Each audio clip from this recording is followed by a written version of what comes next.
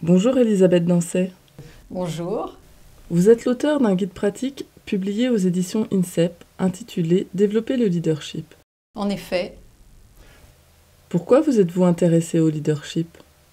dans mon métier, j'ai réalisé que les entreprises demandent de plus en plus à leurs managers d'agir et de se comporter en leader. Les organisations font face à de nombreux enjeux, les changements s'accélèrent et la mondialisation accroît la pression.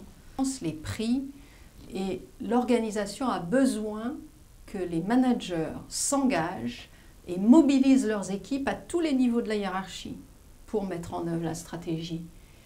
Pour toutes ces raisons, il est essentiel de savoir faire preuve de leadership. Pouvez-vous nous donner une définition du leadership ? Le leadership renvoie à la notion de pouvoir et d'autorité qui s'exerce dans l'entreprise. Nous utilisons un terme anglais, et vous savez que la langue anglaise a le sens de la synthèse.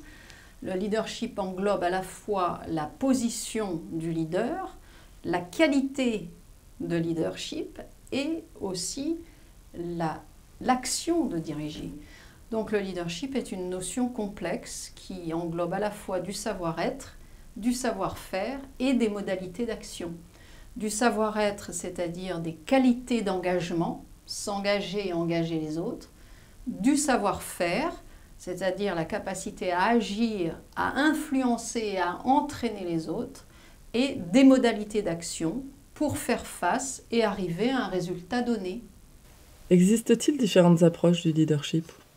Effectivement, de nombreux auteurs, consultants, universitaires ont travaillé et écrit sur le leadership. Toutes ces approches, bien sûr, concernent des équipes. Elles ont en commun 3 notions. Elles distinguent management et leadership. Elles recommandent la formation du leadership individuel, puisqu'il n'y a pas de leadership sans leader. Et elles mettent en avant la nécessité du leadership dans la conduite du changement, puisque tout changement entraîne des résistances qu'il va falloir transformer, et pour cela, il faut du leadership. Lorsque vous dites que l'on distingue management et leadership, qu'entendez-vous par là ?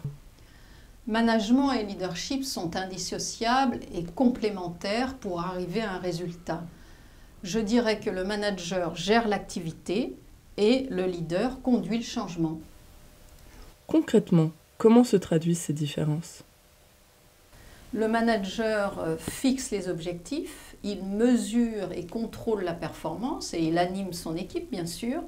Le leader conduit le changement, donc il définit et communique une vision et il dynamise les personnes pour mettre en œuvre le changement attendu.